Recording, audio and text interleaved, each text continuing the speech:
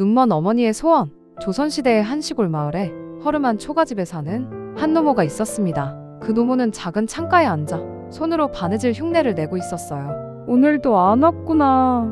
20해가 지났건만 그의 이름을 부르지 않은 날이 없었는데. 그 노모의 이름은 영신으로 젊은 시절 남편을 일찍 여의고 늦은 나이에 정수라는 이름을 가진 늦둥이 외아들을 하나 두고 있었습니다. 그리고 한평생을 아이 하나만 바라보고 살았죠. 어린 아들 정수가 천재적인 글재주를 보이자 먹을 것도 없는 넉넉지 못한 살림에도 아이만큼은 성공시켜 보려는 요량으로 마을 큰댁의 도움을 얻어 서울로 보내 글 공부를 시키기로 하였어요. 이윽고 그 아이들이 겨우 12살 되던 해에 어머니는 보따리를 들게 해서 마차에 오르게 하였죠.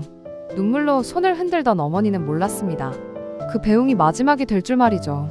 산을 넘던 마차가 갑작스러운 폭우에 미끄러져 넘어지고 만 거예요. 그래서 말은 놀라 달아났고 아이는 나무에 머리를 부딪혀 그만 정신을 잃고 말았어요. 이렇게 아들 정수는 정신을 잃고 떠돌다 한 스님에게 가까스로 구조되어 이름도 고향도 모른 채 절에서 스님의 손에서 자라게 되었습니다. 그리고 연수라는 이름도 새로 얻게 되었죠. 노파는 그렇게 마을 사람들에게 마차가 서울로 가던 중 산에서 추락했다는 이야기를 듣고 매일같이 산 아래까지 올라가 아이를 불렀습니다. 정수야, 정수야, 네 엄마가 잘못했구나. 널 혼자 보내는 게 아니었는데 내가 왜 그 길을 택했을까?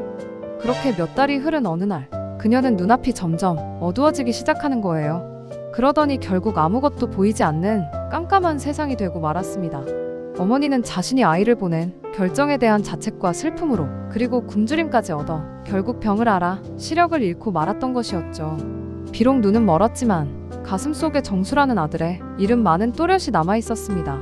한편 연수가 된 정수는 산속 작은 절에서 선비 같은 차림새로 탁자에 앉아 붓을 들고 글씨를 쓰고 있었어요. 탁자 위에 향이 은은하게 피어나고 옆에는 작은 불상과 두 건의 경전이 놓여 있었죠. 그러던 어느 깊은 밤에 정수는 잠시 졸다가 낯선 여인의 목소리를 듣게 되었습니다. 정수야, 정수야, 엄마가 잘못했구나. 청년은 잠에서 깨어나 깜짝 놀라 중얼거렸어요. 정수? 정수가 누구지? 이름이 왜 이렇게 익숙할까?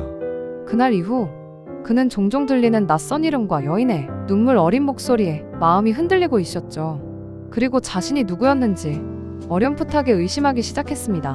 스승님, 저는 어릴 적 기억이 없습니다. 제게 부모가 있었던 걸까요? 산에서 너를 구했을 때는 이미 이름도 말도 없었지 하지만 너의 손에는 흔적이 하나 있었단다. 오른손 검지를 보아라. 상처가 깊어 보이는 흉터가 하나 있지. 정수는 문득 자신의 손을 바라보았어요. 그는 어릴 적부터 가지고 있던 작은 흉터를 자신도 그 누구도 이유를 알지 못했습니다. 하지만 그 자국이 어딘가에 자신이 기다리고 있는 누군가와 연결된 단서처럼 느껴졌습니다. 그 뒤 정수는 30을 바라볼 즈음 늦은 나이로 과거 시험에 응시하여 장원급제를 하였어요. 그리고 벼슬길에 오르게 되며 지방 시차를 맡게 되었는데 그가 첫 번째로 방문하게 된 지역이 바로 자신의 고향 근처였습니다. 그렇게 정수가 첫 부임지로 내려가는 날, 봄비가 촉촉이 내리던 날이었어요. 산을 넘고 들을 지나던 그 길을 그는 알지 못한 채로 자신을 낳아준 어머니가 기다리는 바로 그 마을로 향하고 있었던 것이었죠. 그리고 그날 밤 정수는 마차 안에서 다시 그 꿈을 꾸게 되었어요. 어디선가 들려오는 애끓는 음성이 너무도 처량하였습니다. 정수야, 정수야, 돌아와다오.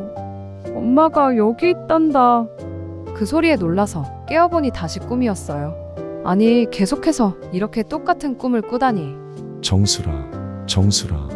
그렇게 며칠 뒤에 해가 뉘엿뉘엿 넘어갈 때쯤 정수가 탄 마차는 시골 마을 어귀에 도착했습니다. 마을 사람들은 비에 젖은 정수 일행을 환대했고 정수는 잠시 고갯길 아래 흐르는 개울을 바라보았어요. 그런데 무언가 가슴이 싸늘하게 식는 느낌을 받았죠.